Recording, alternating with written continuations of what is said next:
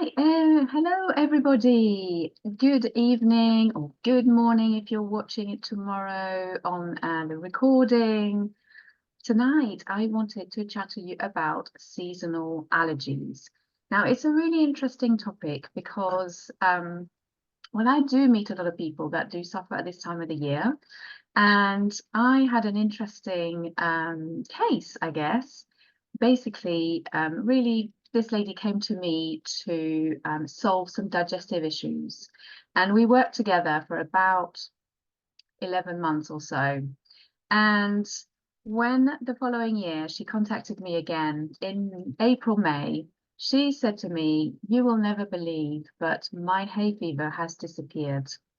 And we knew we were not focusing on that at the time. We were focusing on menopausal symptoms, gut issues, some acid reflux that was really bothering her, affecting her throat, and so many other issues. So this was a very, very pleasant side effect. So that encouraged me to research a bit more around this topic because, like many other areas of health, the solutions available, basically are linked to medication, but actually understanding the why we get these issues is fascinating. So thank you for joining me tonight. So what are we going to talk about? So we'll talk about hay fever, also called allergic rhinitis. We'll talk about the causes of allergies, the symptoms, the natural relief as well. I'm just trying to move something out of the way here. There we go. And of course, a little something for you. So who am I? I think a lot of people who've been watching this already know me, but if you are new into my world, I'm Sandrine Olmi and I'm a registered nutritional therapist. So I've studied nutrition for 3 years and gained a diploma. And I retrained when I had digestive issues myself. And I wanted to sign up for a short course in nutrition and ended up, signing up, committing to a 3-year diploma. And halfway through, realized that food is incredible, it's really powerful. And I could not keep that as a secret. I had to share it and basically quit my corporate job and decided to become a nutritionist. So I have since specialized in digestive health because that's my story, but I also help a lot of women support their hormone health. So anything to do with PMS type symptoms, period pains, which are not normal. Endometriosis is very common these days, again, which is driven by excess estrogen. Perimenopausal symptoms, believe it or not, nutritional therapy is really, really helpful, and so on. So I do one-to-one consultations, I do group programs, and the majority of my work is online, unless you live close to me. So let's talk about allergic rhinitis or hay fever. Now, did you know that 1 in 4 people in the UK suffer from hay fever? And I heard a lot of people this year saying that they started suffering earlier than before. And also what I'm noticing is since COVID, people are even more sensitive, and we'll go through that in a second. So what is allergic rhinitis? So hay fever occurs when the immune system mistakes a normally harmless airborne substance for a threat. Your immune system is there to protect you. So as soon as it senses something that doesn't feel right, it will react. And the body produces antibodies called immunoglobulin E to attack the threat, and it releases a chemical called histamine. And histamine is behind this whole issue. Basically, histamine indeed will cause various symptoms. So what is histamine? Histamine is a neurotransmitter, just like dopamine and serotonin. It's just like those. And we have 4 histamine receptors in the body in different places. And one is in the gut, one is related to our skin, one is related to our nervous system. And people are not sensitive to histamine necessarily, in the hay fever situation, they have too much histamine in their body, and their body doesn't know what to do with it. Therefore, that ends up being, creating symptoms. Let me explain what's going on in the body. Okay, there is a theory called the histamine bucket. And this is really, really interesting. Basically, we all have a tolerance level when it comes to histamine. And my level will be different from yours if you're watching. And it will be different from family member, for example. Now, what gets put in this bucket? So things like food and chemical consumed. So any kind of toxin, basically. Stress will fill up this bucket. Exercise can cause stress, so that will fill up the bucket. Hormones and environmental factors, and that's what we're talking about at the moment, pollen and things like that. And what are the symptoms of a bucket that has reached its limit and is overflowing? So things like stomach pain, inflammation, swelling, flare-ups, flushing the skin, red eyes, runny nose, itching, swelling of lips, heartburn as well, quite common sign of high histamine. So what does histamine do in the body? It's actually really, really important. So it regulates the local blood circulation.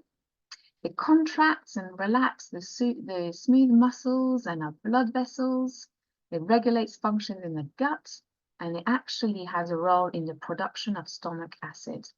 So that would explain what some people experience acid reflux. Mucus secretion, allergic processes, inflammatory responses, tissue healing, and has a central role as a mediator of itching. So a lot of people feel, itch. The need to itch, right, when they have a flare-up.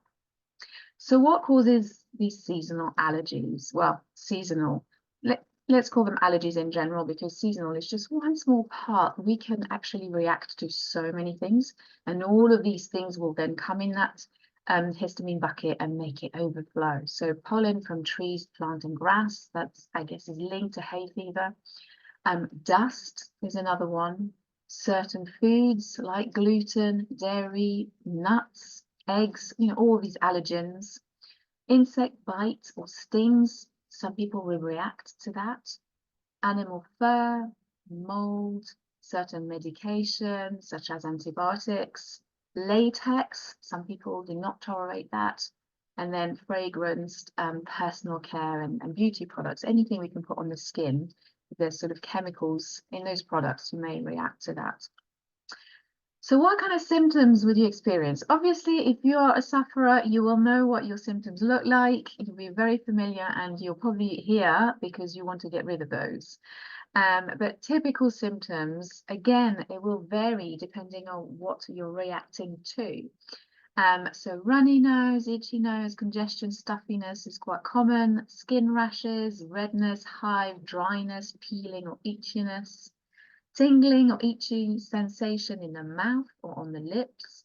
Swelling of the tongue, nausea, vomiting, diarrhea, abdominal cramps, that's all kind of digestive issues. Coughing, wheezing, dizziness, and so on. So it's vast, okay? And everyone will react in a very specific way. Now, let me talk to you about something called DAO, histamine and DAO, or diamine oxidase. It's an enzyme that is responsible for breaking down histamine from food, okay? And a DAO deficiency and the inability to break down histamine could cause intolerance to develop. When you think about it, if you're reacting to something in the, say, pollen from trees, and then you're eating food that are high in histamine, because yes, quite a few foods are very high in histamine or are called histamine liberators, then this is all filling up your bucket, okay? Now, a recent study shows that about half of the patients with hay fever suffer from a deficit of this enzyme, okay? Now, the good news is you can supplement with this enzyme, but it's important to understand what is really going on in the body before going down the route of pills. So the presentation of gastrointestinal symptoms and migraine is more frequent in patients with deficiency of this enzyme as well. So if you suffer from migraines, understanding your triggers will help you work out if you need to support those pathways. Now, what can affect this DAO enzyme levels? There's quite a few things that can cause congestion in your body and kind of diminish, the efficacy of this enzyme. So things like medication that are actually designed to block these the DAO function, gastrointestinal disorders, and I talk a lot about gut health. But basically, since we have a histamine receptor in the gut, if you are experiencing any sort of digestive issues, it will have an impact on the way your body deals with the level of histamine, okay?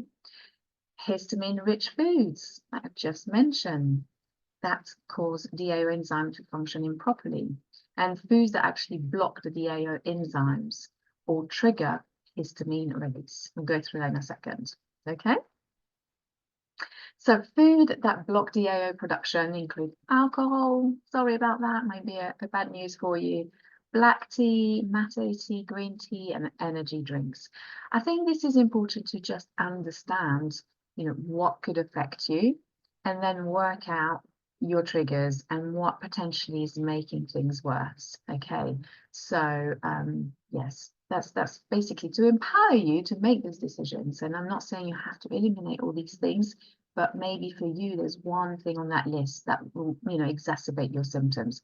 And if it means cutting down for a bit, just while, for a few weeks to get through that time, then that's really helpful.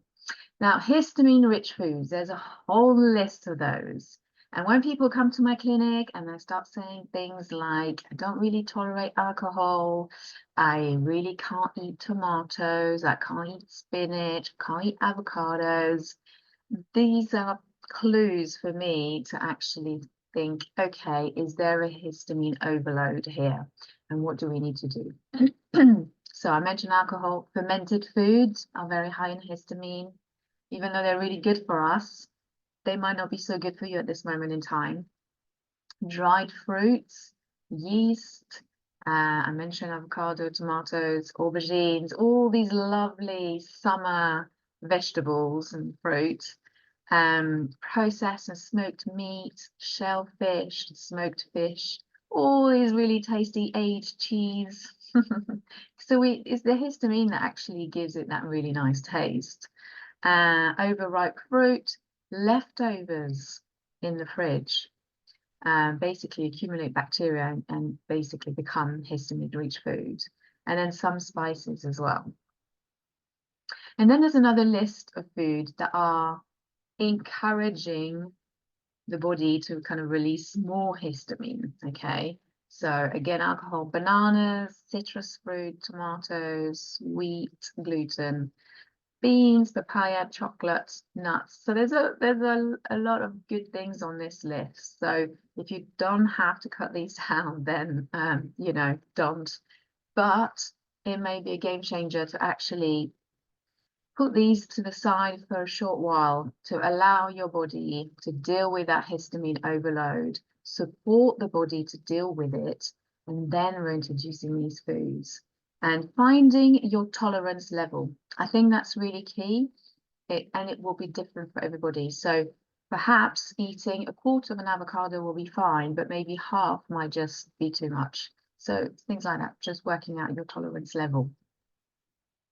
Histamine and the gut. Now, the gut is a really big topic of mine, and I've been studying for about 10 years.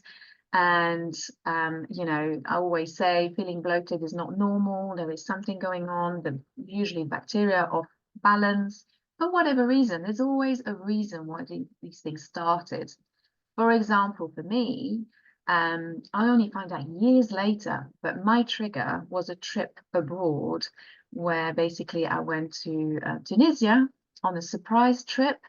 and wasn't able to prepare, or read up about the country or anything. I just did what I was told, jumped on a plane. We went to go and launched a fragrance in the desert, as you do. And of course, ate all the food I was, offered, and had juices and all sorts of things that I would never, thought of, consuming if I had done a little bit of research. But hey ho, I did, and I came back very ill. And from that point, my gut started to become extremely sensitive. So I had food poisoning that wiped out all my good bacteria. The bad bacteria took over, and then I started becoming extremely sensitive to a long list of food that was getting longer and longer. So it's only when I started studying nutrition, and even a year after my diploma, that I started, joining the dots, understanding my starting point, and I then started working on rebuilding my gut. And this is what I do on a daily basis, is help people save time, because it took me years to sort my issues, years of pain and discomfort. So now I can help you just really understand what's going on, what is causing the discomfort in the first place. Because sometimes, you could be having acid reflux, for example. It might not be linked to your stomach. It might be something to do further down the digestive system, like bile. I've had that example with a client. So it's understanding, how is the body actually working and where does it need more support? Okay, so histamine and the gut. So bacterial overgrowth is another contributing factor for developing histamine sensitivity. And when you take antibiotics, what happens in the gut? Everything gets killed, the good, the bad, and the ugly. So it's really important to repopulate the gut with probiotics while you're taking antibiotics, but especially after, okay? Because bacteria will grow, and especially the bad bacteria, and that happens when our food is not broken down properly. So if you're consuming food, it reaches your stomach, you need a good level of stomach acid for the food to be broken down. Then it travels into your small intestine, and that's when it starts fermenting if it hasn't been broken down properly. And that's when histamine can be produced. So normal level of DA or enzymes can't break down the increased levels of histamine in the body, and that then causes a reaction. Another thing that I'm noticing more and more in my practice, since I'm working with perimenopausal ladies, is that I'm noticing a link between hormonal fluctuation and histamine fluctuation as well. So things like menstrual related headaches and dysmenorrhea, so no periods, linked to inflammatory effect of histamine. And also, I'm just finding that more and more women who are, going through perimenopause, and their estrogen level is, slowly decreasing or increasing for a bit and then decreasing, they do experience, higher sensitivity to histamine. So again, it's understanding what's going on so we can support the hormones and we can support the release of histamine. I hope this makes sense and you're still with me. Now I'm going to share 2 ways that you can start addressing your symptoms. So I have a protocol that I would follow if you say we come to my clinic and you want to address your issues. This is the protocol that I would follow. And then I've got another option, which is for you to try and do this kind of, basically eliminating things that are your triggers, and increasing some foods that are actually good for you, that to support the processing of histamine. And then that way you can see if that's enough for you. Everyone will be at different levels. So I wanted to offer two options. So the protocol that I follow in my clinic will be: step 1 is to identify the triggers and taking those out for a short while. It doesn't have to be for a long time, because what we are doing is we're calming the fire. We're calming the inflammation. We're removing anything that causes a reaction. Okay. And then once we know what these things are, then we can park them for a little while. and start healing the gut, basically. So step 2, once you've removed those triggers and things are calming down, is that we want to get rid of this excess histamine. So step 2 is detox histamine. And I use something called a binder. Basically, it helps to sort of grab those toxins, those histamine molecules, and really helps the body expel them, outside of the body. Otherwise, we can use other things, but sometimes I'm finding that toxins tend to travel in the body and could cause a lot of side effects like headaches and brain fog. And so we really want to use some good, it's called a binder, and it grabs all toxin out of the body, not just histamine. You can see here, so Toxaprevent is a toxin binder that detoxes histamine, but also removes toxins such as ammonia, mold, heavy metals like mercury and lead, aluminium, and so on. So it's a really, really, really good product. I had an issue with it was like a fungal infection on my leg, and it just would not go away. I had it for about 2 years, and I've put absolutely everything on this. I've tried reducing sugar, and I've tried so many things. You could just imagine, as a nutritionist, I was on it. And the only thing that worked was Toxaprevent. So that would help me just get those toxins, grab them, and get them out of the body. So really effective. And I have been using this with children as well. They're really struggling with asthma and sort of respiratory issues. Again, it helps clear all these things out. And then once we've done that, you will start feeling different. And when that's the case, usually around 6 to 8 weeks later, we can start reintroducing things slowly. Quantity is key here, because you want to keep track of what's happening in the body and how it tolerates all these different ingredients. So yes, that's a typical protocol for dealing with histamine related issues.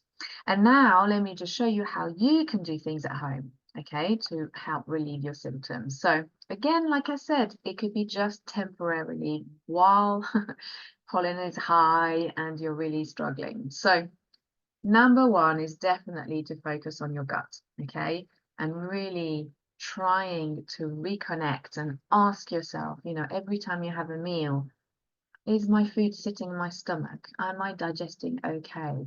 Do I feel bloated maybe 1 or 2 hours later? Is it much later that I get cramps? Maybe in the night. I used to get that. So avoiding foods that will, make things worse, obviously. Supplement with probiotics if you can tolerate them. Sometimes the bad bacteria are so high. There is a condition called SIBO, which you can test for, which is small intestinal bacterial overgrowth. You don't want to take probiotics at this stage because it's just going to make you feel even more bloated and uncomfortable. So you'd want to understand what's going on. But if you can tolerate them, great. That's a good thing to try. You can always try and see. It says here, eat more fermented foods, but just be careful because, again, it contains histamine. So it might not be something you want to do straight away. You might want to just remove the things that irritate for a bit and then start introducing some gut healing foods a little bit further down the line. And then hydration is really important with histamine. Drinking plenty of water, perhaps a bit of fresh lemon in water with a straw so you don't damage your teeth because it's quite acidic, but just to support the hydration and again the clearance of all this histamine that we don't want in the body. And then it's what can you add to your diet. I think that's sometimes easier to do than saying, oh, I need to cut out these things.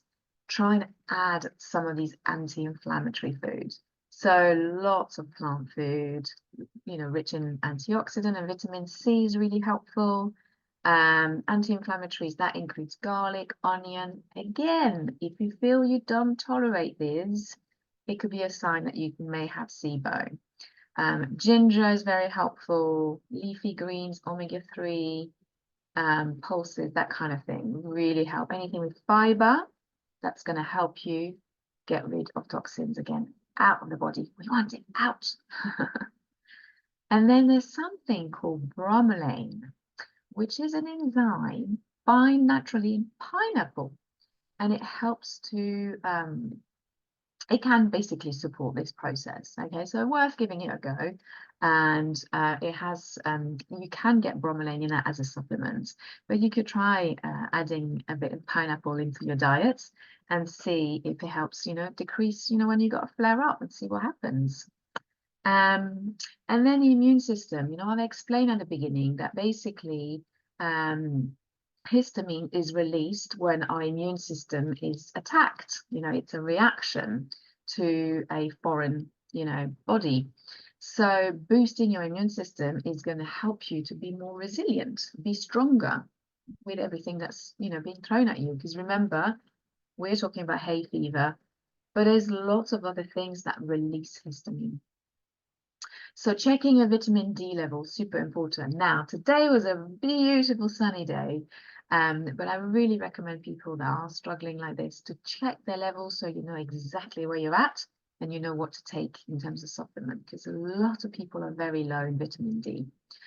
And supplement with something called quercetin, which is an antioxidant with lots of properties, including antihistamine properties. So where do we find quercetin? In apples, berries, broccoli, grapes, peppers, red onions.